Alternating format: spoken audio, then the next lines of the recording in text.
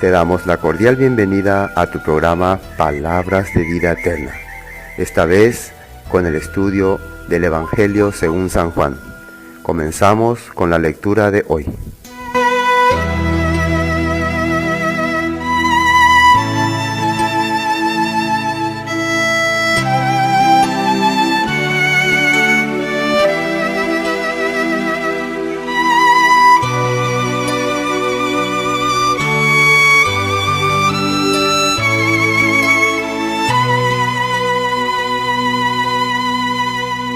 El libro de San Juan, capítulo 1, versículo 43. Al siguiente día, Jesús quiso ir a Galilea. Encontró a Felipe y le dijo: «Sígueme». Felipe era de Betsaida, la ciudad de Andrés y Pedro. Felipe encontró a Natanael y le dijo: «Hemos encontrado a aquel de quien escribieron Moisés en la ley y también los profetas, a Jesús, hijo de José de Nazaret». Natanael le dijo: ¿De Nazaret puede salir algo bueno? Respondió Felipe: «Ven y ve». Cuando Jesús vio a Natanael, que se le acercaba, dijo de él: «He aquí un verdadero israelita en quien no hay engaño». Le dijo Natanael: ¿De dónde me conoces? Jesús le respondió: «Antes que Felipe te llamara, cuando estabas debajo de la higuera te vi». Natanael exclamó: Rabí, tú eres el Hijo de Dios. Tú eres el Rey de Israel. Le contestó Jesús: «¿Crees porque te dije, te vi debajo de la higuera? Cosas mayores que estas verás». Y agregó: de cierto os digo, desde ahora veréis el cielo abierto y a los ángeles de Dios subiendo y bajando sobre el Hijo del Hombre». Y una vez más, como estamos continuamente tocando en este libro de San Juan, el libro de San Juan tiene varias cosas que nos quieren mostrar acerca del pueblo de Dios, acerca de su pueblo, acerca de Israel y acerca de la redención también, la salvación. Y la última parte que habíamos compartido fue cuando Jesús fue presentado por Juan el Bautista como el Cordero de Dios que quita el pecado del mundo. Y cómo Juan el Bautista pudo discernir a Jesús que él era el Cordero de Dios que quita el pecado del mundo.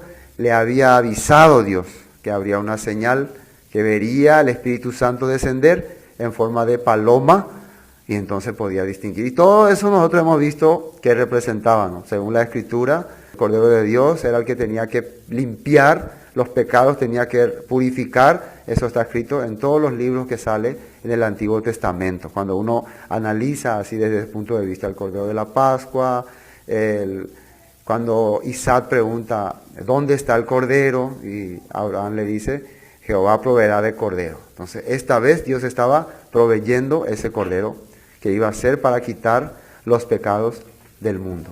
Bueno, ahora aquí ya van pasando los días y los discípulos ya poco a poco empezaban a dejar a Juan y a seguirle a Jesús. Y eso no era como para que Juan Bautista se sienta mal. Algunos pensarían, pero si yo empecé a predicarle a esa persona, ¿por qué no me sigue a mí?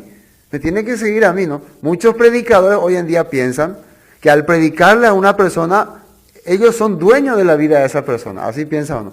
Yo te prediqué, así que vos me tenés que seguir a mí y vos tenés que hacer lo que yo te digo, vos tenés que cumplir lo que yo te ordeno. Yo soy tu pastor, yo soy tu guiador, yo soy así. Nuestro trabajo como predicador, nosotros somos esos pastores de pastores. ¿Saben cuál es el pastor del pastor? Los pastores tenían antes unos cuidadores. Algunas veces eran perros, ¿no? ¿Saben? Perros pastores. Entonces esos perros cuidaban las ovejas de sus pastores. ¿Pero para qué cuidaban esas ovejas? Para el pastor, no para ellos. Había también otros pastores de los pastores que cuidaban las ovejas de su amo. Esa es nuestra función nosotros. Nosotros no tenemos nuestras propias ovejas. No podemos adueñarnos de la vida de las personas. Pero lastimosamente la gente, los líderes de hoy en día piensan que no. Ellos son mi oveja, son mi rebaño, son míos. El único pastor de nuestra alma es Jesucristo. Entonces cuando nosotros compartimos y predicamos, estamos llevándoles a los pastores hacia el pastor de su alma, hacia el pastor verdadero que es Jesucristo. Esto era lo que Juan Bautista estaba haciendo. Una vez que se presenta Jesús, entonces, Él puede decir, bueno, los que son míos aquí conmigo y los que le crean, no, síganla a Él. Este es el Cordero de Dios que quita el pecado del mundo. Cuando dos de sus discípulos escucharon eso, empezaron a seguirles, comenzaron a seguirle. Y algunos le reclamaban, después más adelante, ¿no? En capítulo 3 sale que le reclamaban. Mira, maestro, el que tú diste testimonio de Él, todos le siguen, bautiza más gente que tú. ¿Cómo es esto? Entonces reclamaban. Yo, no, yo les dije a ustedes que yo no soy el Cristo. Él es el que, lo que Él recibe es porque Dios le ha dado. Ellos le siguen porque Él tiene el poder y la guía y la gracia de Dios. Por eso le siguen. Eso es muy importante entender, ¿no? Entonces, nosotros no nos sentimos dueños de las personas, simplemente mensajeros, cuidadores de su rebaño, lo que la palabra de Dios dice. Ya el versículo 43 empieza diciendo, el siguiente día quiso Jesús ir a Galilea y halló a Felipe y le dijo, sígueme. Ya acá comienza llamando a los discípulos. Le encuentra a Felipe y le dice, sígueme. Y Felipe era de Betsaida, la ciudad de Andrés y Pedro. ¿Se acuerdan qué significaba Betsaida? Casa del pez. Casa del pez. De ese lugar precisamente eran los primeros discípulos de Jesús. Jesús, ¿qué era que dijo que iba a ser de Pedro y sus amigos? Pescadores de hombres. También eso está escrito en Jeremías, ¿no? Voy a enviar pescadores que les pesquen, dice. Y detrás de ellos van a venir cazadores, ¿no? Claro, cuando nosotros vamos y predicamos a las personas la palabra de Dios, el evangelio de Dios, detrás de ellos, ¿qué viene? Los cazadores, ¿no? En busca de las almas para cazarlos. Por eso la Biblia explica así, Jeremías 16, ¿no? No se tiene relación, ¿no? Es como para estos puntos, no es como para decir, esto es un mensaje, qué gran descubrimiento ha hecho el pastor. No, es como para ir pensando y analizando qué casualidad, vamos a decir que casualidad, porque para Dios no hay casualidad, ¿me entienden? Para Dios no hay eso. Entonces, Dios no está queriendo enseñar justo en la casa de pez, llamado la ciudad, Dios los llama para que sean pescadores de hombres, una profecía que ya Jeremías estaba anunciando, es como para que el que quiere entender de Dios vaya pensando, vaya abriendo su mente. Bueno, versículo 44, Felipe era de Betsaida, la ciudad de Andrés, Pedro. Felipe halló a Natanael y le dijo, hemos hallado a aquel de quien escribió Moisés en la ley, así como los profetas, a Jesús, el hijo de José de Nazaret. Felipe tenía un amigo que se llamaba Natanael. ¿Y qué significa el nombre Natanael? Natanael quiere decir, Dios nos da, Dios nos da. Entonces, ¿acá dónde sería Dios? Él ya sabemos qué significa Dios, de Elohim, Dios. Y Nata es entonces, nos da. Nos da, Él nos da. Entonces, ¿qué significa? Dios nos da, significa Natanael, para tener en cuenta, ¿no? Y vamos a ver con esta enseñanza importante hoy, qué es lo que Dios quiere darnos, qué es lo que quiere hacernos entender. Y van a darse cuenta ustedes cómo le llama después Jesús a Natanael. Bueno, acá dice el versículo 43 que hemos hallado a aquel de quien escribió Moisés en la ley, así como los profetas, a Jesús, el hijo de José de Nazaret. Se dan cuenta que para presentarle Felipe a Natanael sobre el Mesías, no le dice, encontramos simplemente hacia el Cristo porque nos pareció impresionante sus señales, sus milagros, sino basándose en lo que la Escritura dice. Significa que Jesús se está manifestando de acuerdo a lo que la Escritura dice de Él. Para que una persona reconozca que Él es el Mesías, entonces tendría que tener ciertos conocimientos de lo que Moisés y los profetas dicen o no. Para que pueda captar que es, para que no pueda ser engañado. Porque es importante, la Escritura, ¿qué es lo que nos hace entender? Nos hace ver si esta persona o este personaje que está fungiendo de predicador, de profeta o de Mesías, es verdadero o no. La Escritura es lo que muestra y testifica eso. Entonces es importante que una persona a través de la Escritura pueda discernir eso. Precisamente lo que hoy muchas personas no quieren tener en cuenta. No quieren entrar en la profundidad de la palabra porque les es perder el tiempo. Más bien prefieren ver si ese pastor o este profeta o esa persona tiene alguna señal milagrosa, ¿no? Alguna manifestación milagrosa. Así es de Dios. Pero en el caso de estos discípulos primero que le están siguiendo, ¿en qué se basaban para seguirle? En Moisés y los profetas. Por eso le dice, así como Moisés y los profetas han dicho. Es por eso que, habiendo tantos versículos, pero yo tomé algunos versículos para poder entender qué dice Moisés y los profetas acerca de este Mesías, para tener en cuenta un poco de lo que Felipe quería hacerle entender a Natanael. ¿Desde dónde empieza la Biblia a hablar acerca del Mesías, de este Cristo? Vamos a ver Génesis primeramente, el libro de Génesis, capítulo 3. Génesis capítulo 3. El libro de Génesis fue escrito por Moisés, ¿no? Entonces ya desde acá se empieza a manifestar acerca de este Mesías. Aclaración, no solamente los versículos que tocamos son algunos de referencia, hay bastantes versículos, hay mucho más. Cuando una persona hace un estudio serio de la palabra, puede ir encontrando más, viendo más, que sería muy bueno. En Génesis capítulo 3, el versículo 15 dice así: y pondré enemistad entre ti y la mujer, entre tu simiente y la simiente suya. Esta te herirá en la cabeza y tú le herirás en el calcañar. Este versículo está hablando acerca de una simiente que va a herirle en la cabeza a la simiente de la serpiente, la simiente de la mujer. Nosotros sabemos que la mujer no tiene simiente, la simiente viene del varón.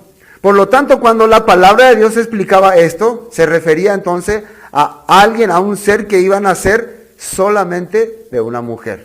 ¿Y de quién se estaba refiriendo?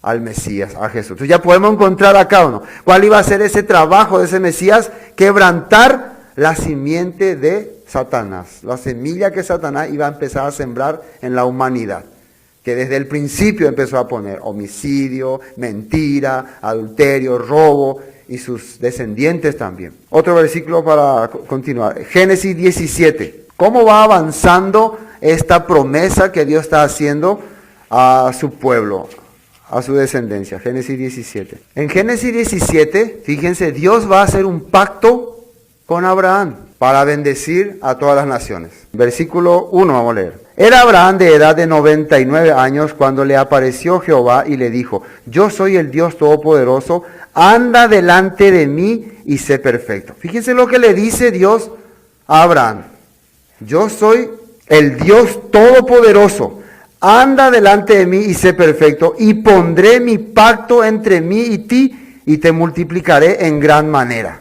Después, entonces Abraham se postró sobre su rostro, y Dios habló con él diciendo: he aquí mi pacto es contigo, y serás padre de muchedumbre de gentes.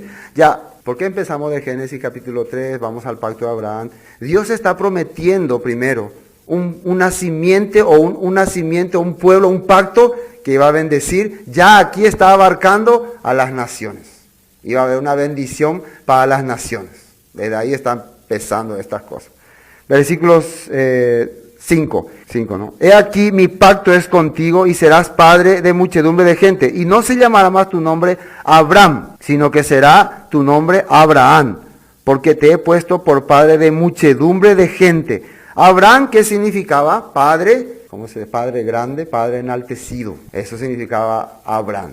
Pero el nombre que le va a dar ahora es Abraham, que significa padre de muchas personas, muchas gentes. A través de su vida, el mundo iba a ser bendecido, iba a haber bendición para el mundo. De él iban a salir naciones benditas. Eso le está queriendo decir. Y te multiplicaré en gran manera y haré naciones de ti y reyes saldrán de ti. Esta es la promesa que Dios le está dando a Abraham. Pero ¿cuál es la condición que le da? Si anda perfecto, anda en mis caminos. Bueno, otro versículo. Génesis 45. Recuerden que estamos acá hablando acerca de el Mesías que habló Moisés. A él le estamos refiriendo. A él le estamos tratando de encontrar con estos versículos. Génesis 45. Génesis 45, versículo 1. Ya, este es en el tiempo de José, que fue vendido por sus hermanos a Egipto. Después él prospera ante Potifar, su dueño, aunque después es traicionado por la esposa de Potifar. Conocen esa historia, ¿no? Es llevado a la cárcel, ahí en sueños ve el futuro, el faraón le hace llamar, y el faraón le enaltece, le pone grande en el país. Y todo esto tenía un objetivo, tenía un propósito. Dios quería bendecir primeramente a esta familia, la familia que venía de Abraham. Bueno, 45 dice: no podía ya José contenerse delante de todos los que estaban al lado suyo, y clamó haced salir de mi presencia a todos, y no quedó nadie con él al darse a conocer José a sus hermanos. Entonces se dio a llorar a gritos, y oyeron los egipcios, y oyó también la casa de Faraón. Y dijo José a sus hermanos: yo soy José, ¿vive aún mi padre? Y sus hermanos no pudieron responderle, porque estaban turbados delante de él. Él se descubre ante sus hermanos. Recuerden que José parecía un egipcio, no tenía apariencia de judío. Entonces ellos le confundieron con judío, con egipcio. Pero de repente él saca su sombrero y le habla en su idioma: yo soy su hermano, mírenme. Y ellos se asustan. ¿Tú eres nuestro hermano? Sí. Bueno, versículo 5. Ahora pues, no os entristezcáis, ni os pese de haberme vendido acá, porque para preservación de vida me envió Dios delante de vosotros. Esto es muy importante lo que José les dice. Lo que ustedes hicieron, el venderme, el entregarme a los madianitas, no fue voluntad suya. Dios estaba preparando la manera de preservarle la vida a nuestro pueblo, porque tenía una misión, tenía un objetivo. Ese pueblo tenía que vivir y tenía que multiplicarse, ¿no? Tenía que ser grande, porque un día ese pueblo iba a ser luz para las naciones. Ya José estaba esto viendo. Versículo 6. Pues ya ha habido 2 años de hambre en medio de la tierra, y aún quedan 5 años en los cuales ni habrá arada ni siega. Y Dios me envió delante de vosotros para preservaros posteridad sobre la tierra, y para daros vida por medio de la gran liberación.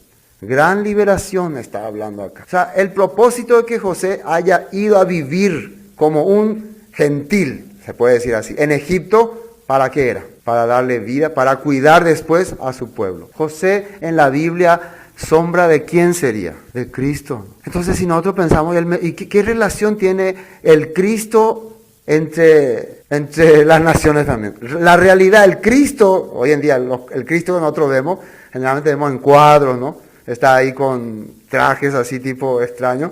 No es un Cristo verdaderamente israelita ni judío. Es un Cristo más bien griego o romano o gentil. ¿Se asemeja o no? Un día ese Cristo gentil, para los judíos, por ejemplo, el Cristo que nosotros adoramos, ¿es el Mesías o no? Para ellos no es el Mesías, no, este no es el Mesías. Pero un día ese Mesías que está en el mundo, que está regándose por las naciones, se va a descubrir ante ellos. Yo soy su hermano. No les pesa a ustedes haberme rechazado, porque Dios quería preservarnos la vida. Y así mismo, esa misma cosa se va a cumplir en él. Esto se está viendo al mirar nosotros el libro de Génesis 45. Se está manifestando el Mesías que va a venir a liberar a su pueblo de la opresión, de la esclavitud en que estaban viviendo. Último versículo 7. Y Dios me envió delante de vosotros para preservaros posteridad sobre la tierra, y para daros vida por medio de gran liberación. Así pues, no me enviasteis acá vosotros, sino Dios, que me ha puesto por padre de Faraón, y por señor de toda su casa, y por gobernador en toda la tierra de Egipto. En aquel tiempo Egipto representaba el mundo. Entonces, imagínense un judío, un hebreo, siendo señor en todo Egipto. ¿Será que eso puede ser posible? Así humanamente hablando, no. Imagínense un judío, que los egipcios aborrecían a los judíos, odiaban. Pero Dios, ¿qué hizo? Hizo que Él sea Señor de toda la tierra. Actualmente el mundo, ¿no?, aborrece también a los judíos, ¿no? Ustedes están viendo las noticias, los que piensan los árabes, los que piensan, hasta muchos cristianos también, aborrecen a los judíos, ¿no? Nosotros no tenemos nada que ver con los judíos. Pero al que están sirviendo, al que están siguiendo, al que están adorando, ¿qué es? Es un judío, ¿no?, que Dios le ha engrandecido entre las naciones, ¿no? Dios le ha hecho Señor grande. Oh Jesús, le han idolatrado todo. El dador de pan. ¿Qué nombre era que le puso Faraón a José? Sabnat Panea, ¿no? Dador de pan. Y igual Jesucristo también para la gente es: danos hoy nuestro pan de cada día. Está cumpliéndose entonces en la profecía lo que el Mesías está haciendo. Bueno, esto es para ir analizando. Vamos a ver otro versículo más.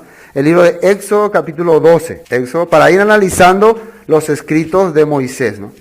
Éxodo capítulo 12, versículo 23. Y acá aparece más claramente, ¿no?, qué función tiene que hacer el Mesías entre los israelitas. Versículo 23 dice, porque Jehová pasará hiriendo a los egipcios, y cuando vea la sangre en el dintel y en los dos postes, pasará Jehová aquella puerta y no dejará entrar al heridor y vuestras casas para herir. Esto se está refiriendo al sacrificio que ellos tenían que hacer de un cordero. Tenían que sacrificar un cordero en esa Pascua para que cuando venga el ángel de la muerte no les afecte a ellos. Esa noche, ¿qué ocurrió? Pasó ese ángel de la muerte, hirió a cada egipcio en su casa, pero los israelitas fueron liberados. Al día siguiente, ¿qué decretó el faraón? Sáquenles a los israelitas de acá. Entonces, a través de este sacrificio del cordero, ¿qué logró el pueblo de Israel? Logró su libertad de Egipto. Ya este pueblo que salía de Egipto era la misma cantidad del pueblo que entró. No, era ya engrandecido, era un pueblo grande. Entonces, ¿qué es lo que Dios hizo con los egipcios? Usó a los egipcios para multiplicar su pueblo. Así o no así. Bueno, yo le usé a los egipcios para que mi pueblo sea grande, para engrandecerlo y luego para llevarlo a su tierra prometida. ¿Me entienden? Egipto, ¿qué representa? Ya dijimos, el mundo. ¿Qué es lo que Dios está haciendo ahora también? El mundo está siendo usado para que se engrandezca su pueblo y un día, ¿creen ustedes que Dios no va a venir a recoger a ese su pueblo para llevarles a dónde?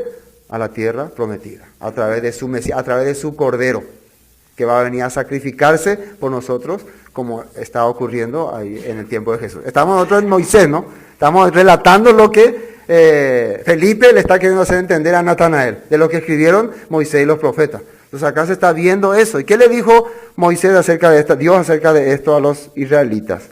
24 dice, guardaréis esto por estatuto para vosotros y para vuestros hijos para siempre, dice. Esta fiesta, esta recordación de la Pascua es una ceremonia que lo van a hacer ellos eternamente, porque va a ser el recordatorio de que un día ustedes fueron liberados de este mundo, que su santo Dios, su Dios creador, les liberó, les rescató para llevarle a su tierra prometida. No se van a olvidar de esto. ¿Será que hasta ahora nosotros tendríamos que estar recordando todavía esto? Claro, porque el objetivo de esta fiesta que era que un día todos nosotros estemos en la tierra prometida. ¿Me entienden? Entonces cuando Jesús vino y hizo la Pascua, Él estaba también recordando esto, ¿no? Pero ¿qué en ese momento Él dijo? ¿Quién era el cordero que iba a ser ofrecido esa Pascua en Israel? Él era. Yo soy ese cordero. Por eso precisamente Él fue sacrificado la fecha en que se sacrificaba los corderos de la Pascua. Por eso a él se le tuvo que bajar de la cruz, porque ya era la hora en que se tenían que ofrecer lo que se había sacrificado, las 6 de la tarde, ¿no? ¿Se acuerdan, no? Entonces, todo esto estaba ya previsto, ¿no? Él era nuestro cordero que iba a morir por nosotros. Entonces, la segunda venida que va a hacer Jesucristo, ahora que está haciendo el Cordero de Dios, está recogiendo sus descarriados para llevarlos a la tierra prometida. Bueno, versículo 26, y cuando os dijeren vuestros hijos, ¿qué es este rito vuestro? Cuando nos pregunten, ¿por qué hacen esta Pascua? ¿Por qué hacen esta recordación? Le diréis, vosotros responderéis, es la víctima de la Pascua de Jehová, el cual pasó por encima de las casas de los hijos de Israel en Egipto, cuando hirió a los egipcios y los libró, y libró nuestras casas. Entonces el pueblo se inclinó y adoró. Entonces recordaron, esto es para recordar que un día Dios con mano fuerte nos liberó del mundo para llevarnos a la tierra prometida. Es algo que un cristiano verdadero, un hijo de Dios verdadero, no tiene que olvidar. Dios nos liberó de este mundo no para vivir placiéndonos de este mundo, sino para caminar hacia la tierra prometida. Para eso nos liberó. ¿Qué ocurrió con los israelitas? Que Dios les liberó, cuando les dio su palabra, ellos dicen que no, volvamos a Egipto, dijeron. En sus corazones rechazaron a Dios y querían volver a Egipto. Por eso tuvieron que morir en el desierto. Y eso les ocurrió. Un capítulo más, Deuteronomio 18, referente al Mesías. Deuteronomio 18. Y atiendan muy bien, esto es lo más importante para poder captar realmente quién es el Mesías. Cómo Dios nos daba hasta la manera de poder distinguir. Capítulo 18 de Deuteronomio, versículo 18. Profeta les levantará de en medio de sus hermanos como tú, y pondré mis palabras en su boca, y él les hablará todo lo que yo le mandare. Dios va a levantar también un profeta, un enseñador, un mensajero como Moisés. ¿Qué es lo que hizo Moisés? Moisés recibe la palabra directamente de Dios y le transmite al pueblo para que esa palabra le dé vida. Dios va a levantar un profeta. Y en el libro de Hechos, Pedro se refiere a este profeta como Jesucristo. Les menciona, ¿no?, cuando le está compartiendo a los judíos. También Esteban le menciona cuando está en el Sanedrín testificando. Y después que dice, versículo 19, mas a cualquiera que no oyere mis palabras que él hablare en mi nombre, yo le pediré cuenta. El 20 que dice, el profeta que tuviere la presunción de hablar palabra en mi nombre, a quien yo no haya mandado hablar o que hablare en nombre de dioses ajenos, el tal profeta morirá. Esto es muy serio. Profeta sabemos que es mensajero o enseñador. Cualquiera que se para en un púlpito, agarra el micrófono, automáticamente se está convirtiendo en un profeta porque está dando mensaje de Dios. Si ese profeta tiene presunción, dice, ¿qué es presunción? Le parece, a mí me parece que una cosa que no es de Dios, que no es cosa de Dios, y habla palabras que yo no le dije que hable, tal persona morirá, dice. Así está hablando. Entonces, ¿será que cualquiera puede agarrar, yo soy profeta, yo soy enseñador, yo quiero? Si vos no estás convencido, no estás seguro de que lo que está creyendo es de Dios, entonces corre el peligro. Por eso es muy importante una persona sepa lo que está compartiendo y viene de Dios o no. ¿Es de Dios o no? ¿Es importante esto o no? Y además, ¿qué dice acá? Por pruebas, ¿qué pruebas da? 21. Y si dijeres en tu corazón, ¿cómo conoceremos la palabra que Jehová nos ha hablado? Y es la pregunta que muchos se hacen, ¿no? ¿Cómo nos vamos a dar cuenta que este está hablando de parte de Jehová? ¿Cómo vamos a saber que está hablando de parte de Dios? ¿Cómo no nos vamos, por ahí nos engaña? Hay tantos engañadores, ¿cómo podremos distinguir? Y acá dice la respuesta, ¿o no? Dice, si el profeta hablare en nombre de Jehová y no se cumpliere lo que dijo, ni aconteciere, es palabra que Jehová no ha hablado. Con presunción la habló el tal profeta, no tengas temor de él. Y algunos pueden pensar, eso quiere decir si un profeta dice, mañana cuando juegue el equipo A con el equipo B, según mi visión el equipo A ganará 3-0. Y salió el resultado, ganó 3-0. Ese es profeta de Dios, ¿eh? Algo así muchas de las personas, mañana habrá, o mañana. Acá que dice que el profeta tiene que decir que tiene que ocurrir. ¿Qué dice? ¿Qué entendieron ustedes al leer esto? Por ejemplo, un profeta habla, va a ocurrir tal cosa, pero esa cosa que él está diciendo, ¿está ya escrito o no? ¿Está ya narrado o no? ¿Está ya mencionado en la palabra? Entonces lo que él mencione, que está escrito y ocurra, ¿qué significa? Ese es profeta de Dios. Pero él menciona algo que va a ocurrir según su presunción, pero no está escrito acá, aunque ocurra, pero no está escrito acá. Entonces, es profeta que no tenés que tenerle temores. Eso es lo que la Biblia nos hace entender. Entonces, para ser verdadero profeta de Dios, vos tenés que anunciar lo que la palabra de Dios dice. Esto dice la Biblia que va a ocurrir. Acá dice así que va a ocurrir. Y si no ocurre, entonces es profeta falso. Pero, claro, si anuncia su propia palabra, entonces va a ser lo más falso. Yo, por ejemplo, ¿por qué tengo la tranquilidad de que no me va a ocurrir esta cosa? Porque jamás voy a anunciar algo que acá no dice. No me atrevo a decir, va a ocurrir tal cosa. ¿Y cómo sabe? Y el Espíritu Santo me lo reveló y estoy sintiendo en mi corazón y estoy viendo, veo. No. Es mejor decir, la Biblia dice que va a ocurrir tal cosa. Dice que en los posteros tiempos el amor de muchos se enfriará y por haberse multiplicado la maldad, muchas personas ya van a dejar la palabra. Dice en la Biblia que así sucederá. Dice en la Biblia que muchas personas empezarán a dejar la palabra y a seguir a la fábula, seguir los cuentos. Cosas que nosotros vemos que está ocurriendo. Vemos que está realizándose. ¿Entienden? Eso es la clave para saber qué es falso y qué es verdadero. Esto es lo que decía Moisés. Quiero leer ahora el libro de Isaías, capítulo 49. ¿Qué decían los profetas acerca de el Mesías? Estamos otra vez en el texto, en el contexto de lo que Moisés y los profetas escribieron. Libro de Isaías 49. Isaías 49. Dios le considera a su pueblo su siervo. El versículo 3 vamos a leer.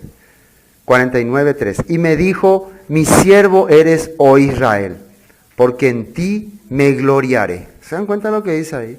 Dios considera a su pueblo su siervo, su servidor, porque su gloria se va a manifestar en la vida de los israelitas, en la vida de ese pueblo que sigue y sirve a Dios. Ahí se va a manifestar su pueblo.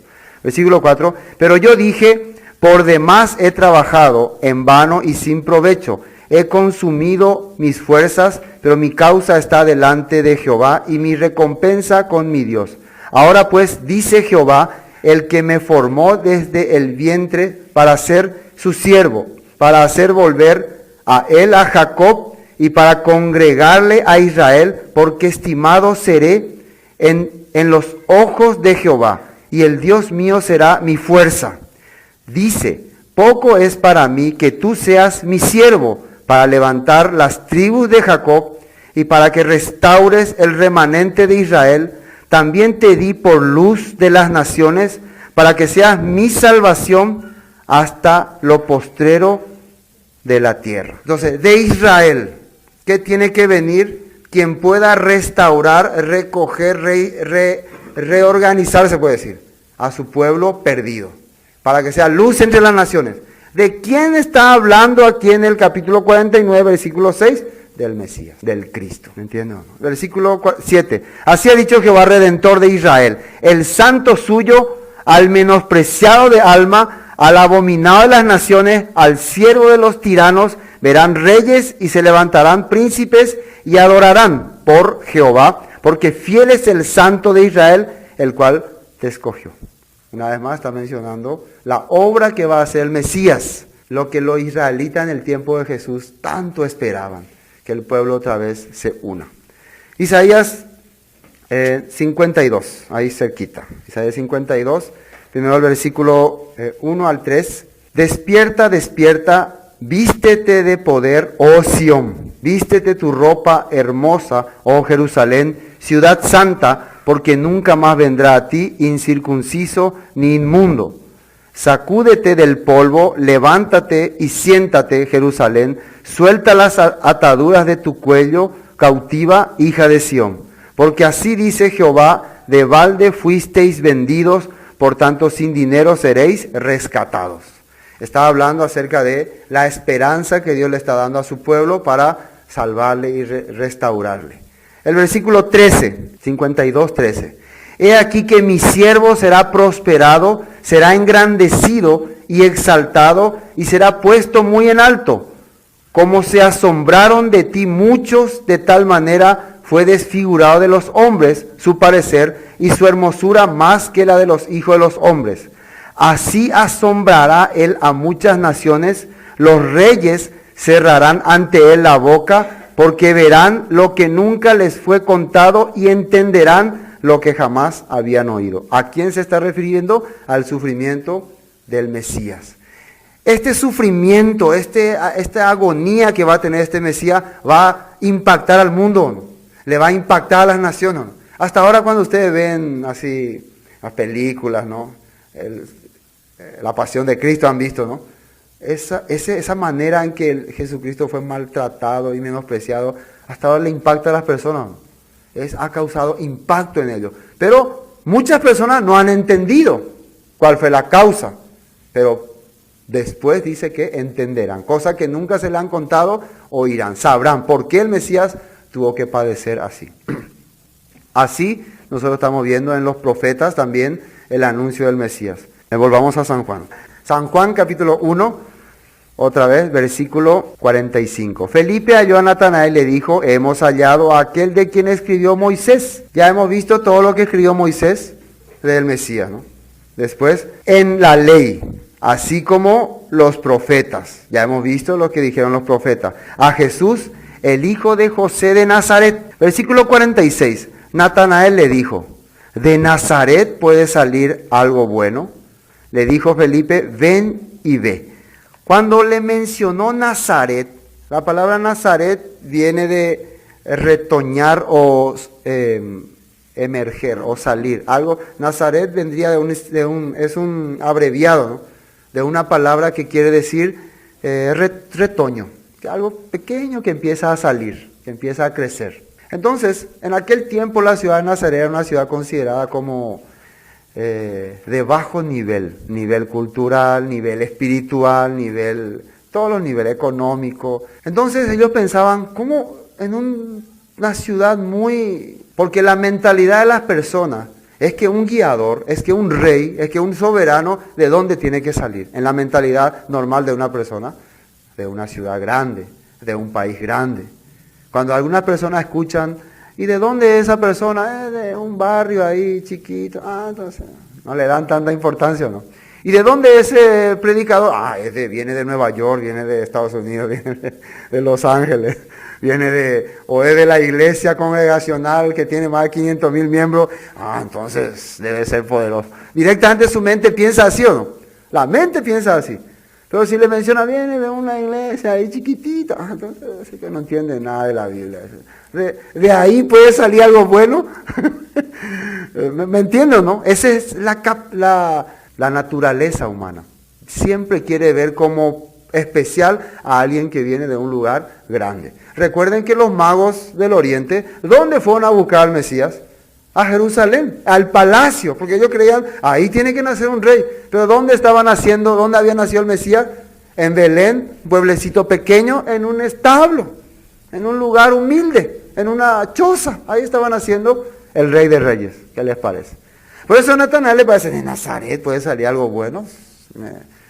No me cuadra. Toda la escritura puede ser que sea correcta, pero cuando le mencionan el lugar, le viene una duda. Bueno, versículo 48. Versículo 47. Cuando Jesús vio a Natanael que se le acercaba, dijo de él, he aquí un verdadero israelita en quien no hay engaño.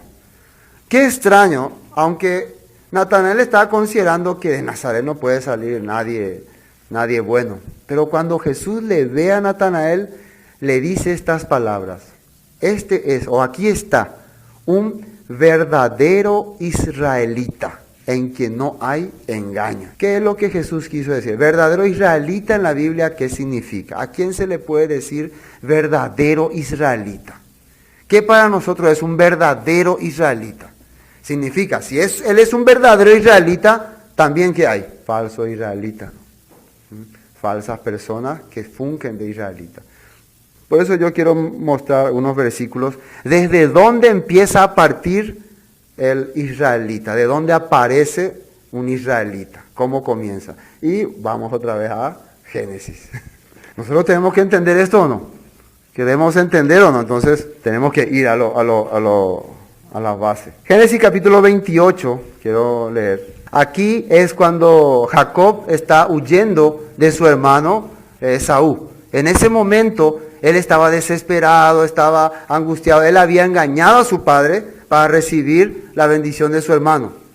Pero miren, cuando él no tenía esperanza, cuando él estaba desanimado, desesperado, y se le acaba el día. Ustedes, por ejemplo, cuando están apurados, así quebrantados, quieren lograr las cosas y de repente se acaba el día, ¿no? Ya no me queda más, ya. Sí o sí, algunas veces dijeron, ya estamos con hora, porque ya terminó el día. Ahí es una vez que dijeron así, ¿no? Que ojalá dure más el tiempo, pero ya se oscureció, ya no se puede hacer. A Jacob le pasó así. Él quería correr, llegar rápido a su destino, pero se le acabó el día. Entonces, sí o sí tuvo que parar, tuvo que echarse, tuvo que descansar. Y en ese momento Dios empieza a hablarle. Vamos a ver qué le dice aquí en el versículo 10, primeramente. Salió pues Jacob de Beerseba y fue a Harán y llegó a cierto lugar y durmió allí porque ya el sol se había puesto. Y tomó las piedras de aquel paraje y puso a su cabecera y se acostó en aquel lugar. Y soñó y aquí una escalera que estaba apoyada en tierra y su extremo tocaba el cielo y aquí ángeles de Dios que subían y descendían por ella. Y aquí Jehová estaba en lo alto de ella, el cual dijo, yo soy Jehová, el Dios de Abraham tu padre, el Dios de Isaac, la tierra en que estás acostado, te la daré a ti y a tu descendencia. Será tu descendencia como el polvo de la tierra, y te extenderás al occidente, al oriente, al norte, al sur, y todas las familias de la tierra serán benditas en ti y en tu simiente. ¿Qué le parece a una persona que está huyendo sin nada, sin esperanza, hacia no sabe ni dónde? De repente se le acaban las fuerzas, se le acaba la oportunidad, se le acaba el poder en sí mismo y se rinde y empieza a escuchar la voz de Dios. Tremenda promesa. En ti serán benditas todas las naciones, te daré toda esta tierra, ahí donde estás viviendo serán tuyas, todas las familias de la tierra serán benditas por ti.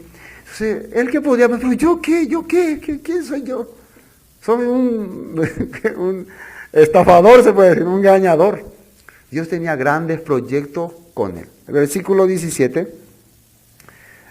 15. Y aquí yo estoy contigo y te guardaré por donde quiera que fueres y volveré a traerte a esta tierra porque no te dejaré hasta que haya hecho lo que te he dicho. Y despertó Jacob de su sueño y dijo, ciertamente Jehová está en este lugar y yo no lo sabía. Y tuvo miedo y dijo, cuán terrible es este lugar, no es otra cosa que la casa de Dios y puerta del cielo. ¿Cuándo es lo que una persona puede abrírsele este entendimiento? Cuando realmente se da cuenta que por sí mismo no puede lograr nada. Yo no lo sabía, dice. Ciertamente yo estoy caminando el camino que Dios ha provisto y ha preparado, pero yo no lo sabía. Yo no me estoy dando cuenta que mi vida está siendo parte de un gran proyecto de Dios. ¡Qué terrible es esta cosa! Eso es lo que Jacob acaba de entender aquí. Y cuando esto se confirma, después nosotros sabemos qué ocurrió. Él se fue con Labán, se multiplicó su familia, tuvo 12 hijos, cada hijo tiene su nombre, su significado, todo bien profundo. Finalmente, al querer regresar a su tierra, ¿qué le ocurre? Vamos al libro de Génesis 32. Génesis 32. ¿Qué ocurre cuando regresa? Él tiene temor de encontrarse con su hermano. Imagínense, ya él tiene sus 12 hijos, su familia. ¿Él cómo salió? Salió sin nada. Salió vacío. Ahora, ¿cómo está regresando? Bien rico. Tiene cantidad de ovejas, de camellos, pero tiene un temor encontrarse con su hermano. Su hermano Esaú, así que representa en la Biblia, y ustedes lo pueden comprobar si estudian, representa este sistema. Esaú representa el sistema, el mundo, la religiosidad, el poder político, todo eso representa a Esaú. Un día vamos a estudiar profundamente sobre Esaú y su representación. Entonces cuando Jacob venía, ¿a qué le tenía temor? A enfrentarse a su hermano Esaú, porque su hermano Esaú le había amenazado. Entonces, ¿pero qué ocurre aquí? El versículo 25. Y cuando el varón vio que no podía con él, tocó el sitio del encaje su muslo y se desconyuntó el muslo de Jacob mientras con él luchaba. Versículo 26. Y dijo, déjame, porque raya el alba. Y Jacob le respondió, no te dejaré si no me bendices. Y el varón le dijo, ¿cuál es tu nombre? Y él respondió, Jacob. Aquí él se encuentra con una persona extraña, con un ser extraño. Él no podía distinguir y empezó ahí a forcejear con él, ¿no? Y el otro le agarraba y el otro dijo, ya déjame porque ya tengo que irme.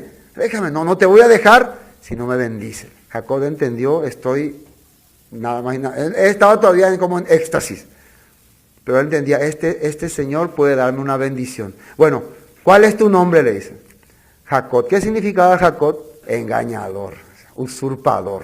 Entonces con ese nombre él puede ser gran hombre, un engañador, un usurpador. Podés lograr muchas cosas, pero nunca vas a tener seguridad. ¿Entiendes? ¿No? Entonces con ese nombre no vas a lograr nada. Tenés que cambiar tu nombre. Ustedes saben que el nombre representa la característica de la persona. Si Jacob realmente ha cambiado su corazón en todo este tiempo, su nombre ya tiene que ser otro, no puede más ser engañador. Entonces, mi nombre es engañador, usurpador. ¿Qué dice el versículo 28? El varón le dijo, no se dirá más tu nombre Jacob, sino Israel, porque has luchado con Dios y con los hombres y has vencido. Le puso el nombre Israel. ¿Y qué dice que significa Israel? Acá está, el que lucha con Dios, o Dios lucha. ¿Qué significa esto? Desde ahora ya no vas a tener ese temor de enfrentarte a qué cosa, al sistema, al poder político, a la religiosidad, a nada. Jacob ya no va a tener temor, ya en su corazón no existe más temor porque él ya es el que está con Dios, el que lucha con Dios. Le cambió su nombre a Israel. Entonces, ¿qué significa Israel? El que lucha con Dios. ¿Qué significaría israelita? Entonces, un luchador de parte de Dios, uno que está luchando con Dios. ¿Cómo se lucha con Dios? ¿Qué necesita para luchar con Dios? ¿Qué armas necesita para pelear con Dios? Su palabra. ¿Y contra qué es lo que vamos a pelear? Precisamente contra Esaú. ¿Qué es Esaú? El sistema, el mundo, la religiosidad, que muchas veces como no tenemos arma, como no tenemos nada, tenemos miedo. Aunque Dios nos ha dado muchas bendiciones, muchas cosas, pero sin la palabra en nuestro corazón, produce el miedo. Y eso vamos a ver en el último versículo que quiénes son los que no estarán en el reino de los cielos. Bueno, hasta aquí estamos viendo este punto. Quiero ver otro libro, Josué capítulo 1. Josué capítulo 1. Fíjense, después de haber pasado los 40 años en el desierto, haber peleado con el mundo, consigo mismo, con el sistema, y haber ya prácticamente toda la población que salió de Egipto, ¿no?, perecido en el desierto, Dios, ¿qué palabra le dice a Josué que tiene que hacer para vencer y para lograr su objetivo? ¿Qué le dice? Josué capítulo 1, versículo 5. Dice así: nadie te podrá hacer frente en todos los días de tu vida. Como estuve con Moisés, estaré contigo, no te dejaré ni te desampararé. Este versículo es siempre promesa para muchos, ¿no? ¿Es así o no es así? Esta es mi promesa, pastor, no te dejaré ni te desampararé. Y el que sigue sí que es más promesa. ¿Cuál es el que sigue? Esfuérzate y sé valiente. Ya, ¿qué es lo que le pasaba a Jacob cuando estaba por encontrarse con su hermano? Él era cobarde, ¿no? Pero cuando cambió su nombre al que vence con Dios, el que lucha con Dios, ya no tuvo problema. Ahora Josué está también a punto de entrar, nada más y nada menos, donde está un mundo cargado de ideología, de sistema, que es la tierra de Canaán. Un mundo totalmente corrompido. Entonces Dios le dice: esfuérzate, sé valiente, porque tú repartirás a este pueblo por heredad la tierra, la cual juré a sus padres que la daría a ellos. Versículo 7. Solamente esfuérzate y sé valiente para cuidar de hacer conforme a toda la ley que mi siervo Moisés te mandó. No te apartes de ella ni a siniestra, ni a diestra ni a siniestra, para que seas prosperado en todas las cosas que emprendas. Solamente una cosa le dijo, ¿no? ¿Qué cosa? No te apartes de su ley. Versículo 8. Nunca se apartará de tu boca este libro de la ley. Y le aclara todavía libro, escritura de la ley, ¿sí o no? Sino que de día y de noche meditarás en él, para que guardes y hagas conforme a todo lo que en él está escrito. Escrito, dice. Así está escrito, ¿no? Todo lo que está escrito. Porque entonces harás prosperar tu camino y todo te saldrá bien. Finalmente, mira que te mando que te esfuerces y seas valiente. No temas ni desmayes, porque Jehová tu Dios estará contigo en donde quiera que vaya. Este también es una promesa, ¿o no? Pastor, yo tengo una promesa. ¿Cuál? Josué capítulo 1, versículo 8. No. Versículo 9. Versículo 9 nomás. Y versículo 8, sí, 8. No lo capto muy bien. 9 es mi promesa. Porque nosotros siempre queremos que esté con nosotros, ¿no? Pero le da la razón, ¿no? Entonces, hoy en día la persona, Jehová está conmigo, Dios está conmigo, yo tengo a Dios, pero no quiere hacer caso a su palabra, no quiere profundizar ni estudiar. ¿Quién es un verdadero israelita? Este es. ¿Ustedes dudan de que Josué sea un verdadero israelita? No dudan. ¿Moisés, verdadero israelita? Sí. ¿Cuál es la característica de ello? Aquí la Biblia nos está mostrando. ¿Estamos comprendiendo quién es un verdadero israelita? Se nos está abriendo la mente. Otra vez aquí en Josué, capítulo 6, para terminar esta parte de Josué. Una que no era israelita, pero que se hizo israelita. Una que no era israelita, pero que se hizo israelita. Josué capítulo 6, versículo 23. Y los espías entraron y sacaron a Rahab, a su padre, a su madre, a su hermano y todo lo que era suyo, y también sacaron a toda su parentela y los pusieron fuera del campamento de Israel. Y consumieron con fuego la ciudad y todo lo que en ella había. Solamente pusieron en el tesoro de la casa de Jehová la plata y el oro y los utensilios de bronce y de hierro. Versículo 25. Mas Josué salvó la vida de Rahab la ramera y a la casa de su padre y a todo lo que ella tenía, y habitó ella entre los israelitas hasta hoy, por cuanto escondió a los mensajeros que Josué había enviado a reconocer a Jericó. Una persona que era de una vida corrupta y un país corrupto, de repente se transformó, se cambió, se hizo israelita, habitó con Israel hasta hoy. ¿Hasta hoy cuándo sería? Cuando leemos nosotros hasta hoy. ¿Hasta cuándo es? Siempre, no siempre, hasta hoy, hasta hoy. Significa, un verdadero israelita no se aparta de la promesa ni del pueblo de Dios. No es que un tiempo es cristiano y después no, soy un apartado. Ayer era, no. Continúa. Porque entendió el valor y la voluntad de Dios. Amén. Bueno, sigamos Romanos, vamos al Nuevo Testamento. Lo que dice el apóstol Pablo de los israelitas. Todavía nos da tiempo. Romanos capítulo 2 primeramente. Romanos 2. Vamos a ir distinguiendo en a quién es un verdadero israelita. Romanos capítulo 2, a ver el versículo 25.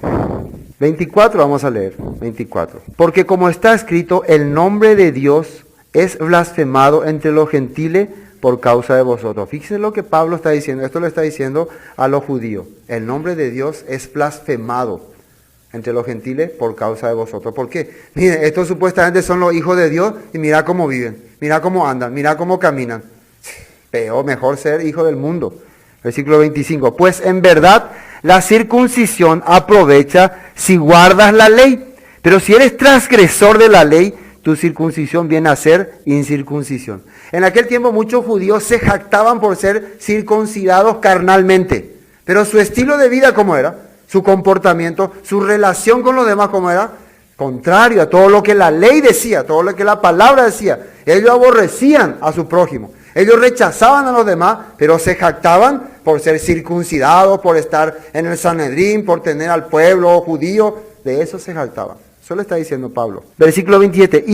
Y el que físicamente es incircunciso, pero guarda perfectamente la ley, te condenará a ti, que con la letra de la ley y con la circuncisión eres transgresor de la ley. Fíjese lo que dice. El que físicamente es incircunciso, no tiene la señal en el cuerpo, pero ¿dónde tiene su señal? En su corazón y en su vida. Por su vida se ve que la palabra y la escritura de Dios se está manifestando en él. Entonces le va a decir, ¿qué pasa? Vos tenés la señal, tenés la sangre, pero no se ve la palabra, solamente la letra no se ve en tu corazón. Versículo 28. Pues no es judío el que lo es exteriormente, ni es la circuncisión la que se hace exteriormente en la carne, sino que es judío el que lo es en lo interior, y la circuncisión es la del corazón, en espíritu, no en letra, la alabanza de la cual no viene de los hombres, sino de Dios. ¿Quién es judío verdadero? Dice. ¿El que es herencia carnal? ¿El que es de herencia ancestral? ¿O el que tiene la palabra de Dios en su corazón? El que es circuncidado de corazón. Pablo está mencionando eso. Entonces, es vergüenza que yo pueda decir, yo soy un verdadero judío entonces, porque estoy viviendo conforme a lo que la palabra de Dios dice. Entonces alguno me dice, judío y cuá. Aquí está diciendo así, verdadero judío. Verdadero judío no es el que nació como judío, el que tiene antepasado judío, sino el que vive conforme a lo que Dios le dejó a ese pueblo. Ese es verdadero judío. A ver, Romanos capítulo 9. Romanos capítulo 9, ya el apóstol Pablo explica un poco más detalladamente. Romanos 9 del 1. Verdad digo, en Cristo no miento, y mi conciencia me da testimonio en el Espíritu Santo, que tengo gran tristeza y continuo dolor en mi corazón, porque deseare yo mismo ser anatema, separado de Cristo por amor de mis hermanos, los que son mis parientes según la carne.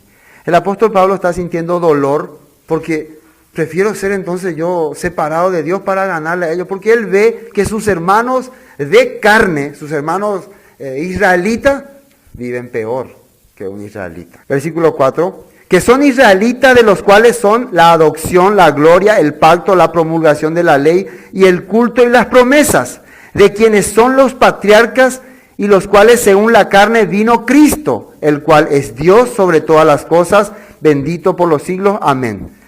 Entonces, ¿qué es lo que pasa? Estos israelitas son la promesa, son el pacto, Dios les dio a ellos todas las bendiciones. Entonces, qué raro, ¿por qué ellos no están viviendo conforme a la Escritura? ¿Qué pasó? Versículo 6. No que la palabra de Dios haya fallado, porque no todos los que descienden de Israel son israelitas. ¿Se dan cuenta lo que dice ahí? No por ser descendientes de Israel, sos israelita. Entonces, ¿qué es un israelita? El que recibió la promesa, el que recibió el pacto, el que guardó la ley, el que medita en esa ley, el que vive esa ley, ese es verdadero israelita. Amén. Esto es lo que el apóstol Pablo está queriendo mencionar. Bueno, ahora sí volvamos otra vez a San Juan. Bueno, con esto nosotros pudimos entender por qué Jesús le dice a Natanael, he aquí un verdadero israelita. ¿Qué es la característica de un verdadero israelita?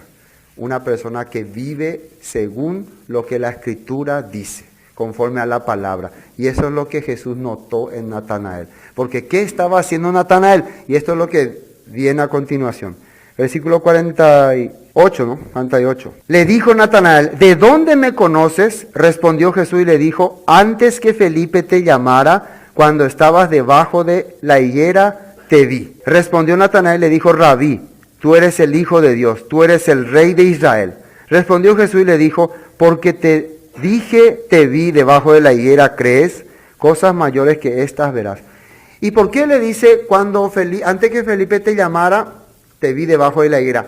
¿Qué significa para Jesús una persona que está debajo de la higuera? Por eso, como les dije, cada cosa que sale acá son simbolismos. No es que estaba nomás un pastor debajo de la higuera. Explico qué tiene que ver, no. Escudriñemos un poco qué significa. En el Antiguo Testamento muestra que el pueblo, cuando se encontraba en paz, cuando se encontraba en armonía, se dedicaba netamente al estudio de la Escritura debajo de su higuera o debajo de su vid. Ahí ellos se sentaban así en ronda y leían, estudiaban la palabra. Vamos al libro de Reyes, primer libro de Reyes. Primer libro de Reyes, capítulo 4. Capítulo 4, versículo 25. Este es el ambiente que había cuando había tranquilidad, cuando había paz. En ese tiempo era el rey Salomón, ¿no? Reinaba. Y Judá, capítulo 4, versículo 25. Y Judá e Israel vivían seguros, cada uno debajo de su parra y debajo de su higuera, desde Dan hasta Berseba, todos los días de Salomón. ¿Cómo vivían ellos? Seguros. ¿Cuál era el objetivo? ¿Cuál es el objetivo del Mesías? ¿Con qué objetivo tiene que venir? ¿Qué es lo que el Mesías tiene que traer al mundo? ¿Qué tiene que traer? ¿Seguridad o no? ¿Por qué muchas personas dicen, ese Jesús no es el Mesías? Porque supuestamente ese Mesías ha traído destrucción, muerte, los cristianos cada día se odian más. En vez de sentarse a estudiar la palabra, ¿qué hacen? Se critican, se atacan, están planeando otras cosas. Entonces por eso ellos no creen que es el Mesías. Si realmente hiciéramos lo que el propósito del Mesías es venir y darnos seguridad para sentarnos, estudiar la palabra, este es el Mesías. Entonces, ¿qué hacían en ese tiempo? Todos estaban tranquilos, seguros. ¿Y qué? ¿Para qué? Para estudiar su palabra. Proverbios, capítulo 27. Proverbios, también escrito por Salomón. Proverbios 27. Proverbios, capítulo 27, versículo 18. Quien cuida la higuera, comerá su fruto. Y el que mira por los intereses de su Señor, tendrá honra. Así está mencionado. Cuidar la higuera acá representa, la higuera, el higo representa también el pueblo de Israel. El pueblo de Israel, ¿qué es lo que es? ¿Cuál es su característica? Su enseñanza, su tradición, sus mandatos que Dios le dio. ¿Quién es que cuida la higuera? Que guarda estas cosas. Entonces recibirá de él frutos. Si vos guardás su palabra, cuidá de poner en práctica su palabra, vas a recibir de ella bendiciones. Entonces, en ese tiempo era una referencia a que vos te sentás debajo de tu higuera a escudriñar su palabra, a leer su palabra. Bueno, un versículo más y ya vamos a ir terminando. Miqueas capítulo 4, ya casi en el Nuevo Testamento está Miqueas capítulo 4. Y muchos creen que esto es lo que Natanael estaba meditando cuando estaba debajo de la higuera. Porque en ese tiempo, como una vez les dije, el pueblo de Israel esperaba la llegada del Mesías. Se anunciaba en el ambiente, pronto llegará el Mesías, ¿no? Pronto volverá, porque era una fecha pronosticada por la Biblia, ¿no? En el libro de Daniel estaba estableciendo que más o menos ese tiempo sería en que aparecería el Mesías. Por eso todos estaban como expectantes, y especialmente los que estaban interesados en la palabra de Dios. Y vemos que Natanael era alguien que estaba expectante en la palabra. Por eso Jesús le llamó verdadero israelita. Capítulo 4, versículo 1, libro de Miqueas. Acontecerá en los postreros tiempos que en el monte de la casa de Jehová será establecido por cabecera de montes y más alto que los collados, y correrán a él los pueblos. Vendrán muchas naciones y dirán: venid, subamos al monte de Jehová y a la casa de Dios de Jacob, y nos enseñará en sus caminos y andaremos por sus veredas, porque de Sión saldrá la ley y de Jerusalén la palabra de Jehová. Y él juzgará entre muchos pueblos y corregirá a naciones poderosas hasta muy lejanas, hasta muy lejos, y martillarán sus espadas para asadones y sus lanzas para hoces, y no alzará espada nación contra nación, ni se ensayarán más para la guerra. Versículo 4. Y se sentará cada uno debajo de su vid y debajo de su higuera, y no habrá quien los amedrente, porque la boca de Jehová de los ejércitos lo ha hablado. Aunque todos los pueblos anden cada uno en el nombre de su Dios, nosotros con todo andaremos en el nombre de Jehová, nuestro Dios, eternamente y para siempre. Esto está saliendo en Miqueas. No sé si se captó lo que hemos leído. Va a haber un tiempo en que va a aparecer un Mesías, el Mesías, que va a traer todas estas cosas que anhelamos. Ese tiempo del rey Salomón, en que había seguridad, en que había paz, en que las armas se convertirán en asadones, terminarán las guerras. Y podremos sentarnos otra vez debajo de nuestra higuera, nuestra vid, a aprender, a estudiar la palabra de Dios. Esto se cree en la tradición judía, que es lo que Natanael estaba leyendo. Ay, ¿cuándo llegará ese tiempo? ¿Cuándo vendrá ese libertador? ¿Cuándo? Anhelaba su corazón eso. Estaba él en ese, ¿cómo se puede decir? En ese momento, como mirando ya ese tiempo, y ahí aparece Jesús. Yo he visto lo que tú estabas leyendo cuando estabas debajo de la higuera. Yo te vi. Entonces, en ese momento, él entendió, Él es. Porque él, ¿qué estaba esperando? A este personaje de acá de la Biblia. ¿Dónde estaba él? Debajo de su higuera. Seguro que él, cuando estaba leyendo eso, así yo estaré un día. ¿Cuándo vendrá ese Mesías? Porque ellos estaban en ese tiempo, en tiempo de opresión, tiempo de dificultad, tiempo de angustia. Y Dios quería darle la libertad. Hermano, la Biblia es para que nosotros escudriñemos continua y continuamente. Ninguna persona puede de golpe entender la Escritura. De golpe no va a captar. Por eso es importante, vayan escuchando para ser verdadero israelita. ¿Qué significaba verdadero israelita? Vencedor, el que vence con Dios. Para terminar, quiero leer este versículo. Escuchar la palabra de Dios no es algo natural. ¿Saben ustedes? El que una persona quiera escuchar la palabra de Dios es el primer síntoma de que el Espíritu Santo está obrando en el corazón de una persona. Así que no piensen ustedes, no, hay una fuerza que les va a ir trayendo. Quiero saber más, quiero conocer más, quiero entender más. Ese es el poder que tiene el Espíritu Santo. Por eso atrae hacia Él, hacia la Escritura. Y miren lo que dice Apocalipsis 21. Y se van a sorprender lo que está escrito acá. Apocalipsis 21, cielo nuevo y tierra nueva. Ese es el anhelo de todos nosotros, ¿no? ¿Sí o no? El cielo nuevo, tierra nueva, un ambiente, como hablaba Miqueas, un ambiente esperado por Natanael. Dios nos dará. Dios nos da, significa Natanael, ¿no? Natanael, Dios nos dará un día ese tiempo. Pero miren lo que dice en el capítulo 21 de Apocalipsis, versículo 5. Y el que estaba sentado en el trono dijo, he aquí yo hago nuevas todas las cosas. Y me dijo, escribe porque estas palabras son fieles y verdaderas. Y me dijo, hecho está, yo soy el alfa y el omega, el principio y el fin. El que tuviere sed, yo le daré gratuitamente de la fuente de agua de la vida. ¿Qué es importante para venir a Dios? Tener sed. Necesito esa agua, como la mujer samaritana. Versículo 7. El que venciere. ¿Y qué significa el que venciere? ¿Qué era israelita? El que lucha con Dios, el que venció con Dios.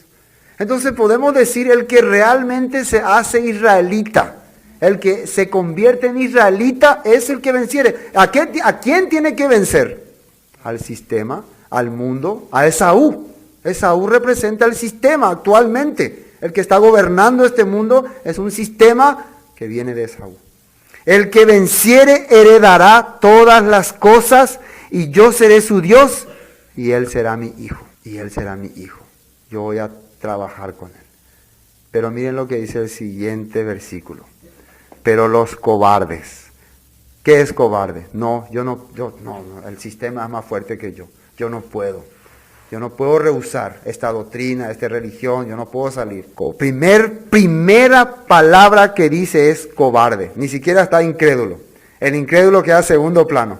Primero que está, cobarde. ¿A quién? Ya así claramente hoy, ¿quién es un cobarde? Huye, corre.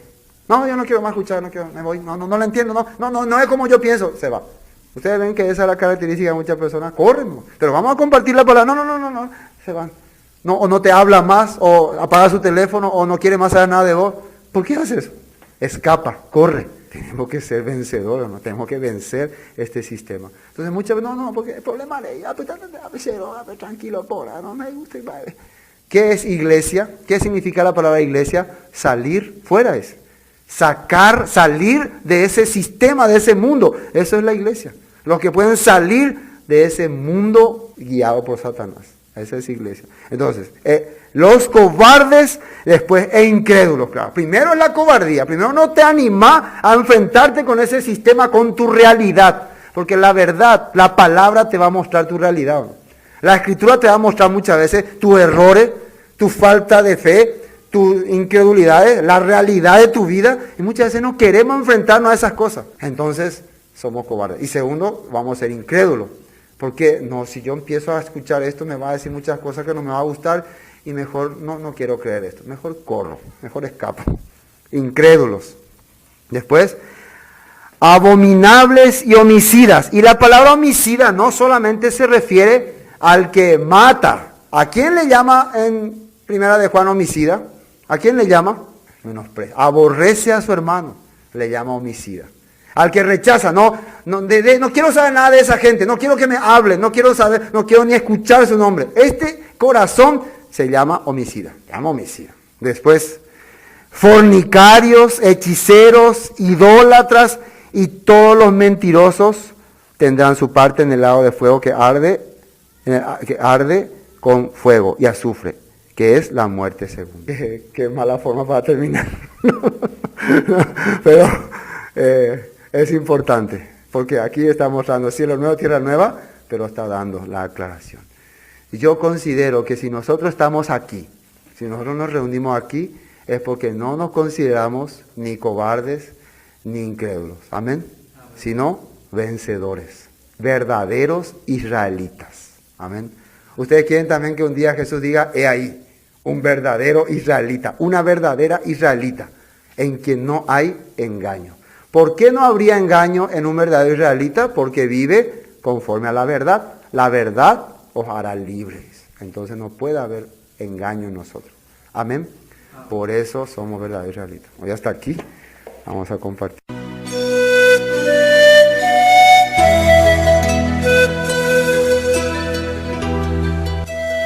Esto fue Palabras de Vida Eterna, el estudio del Evangelio según San Juan. Cualquier consulta sobre el tema de hoy al número 0981 60 46 77. Bendiciones y hasta pronto.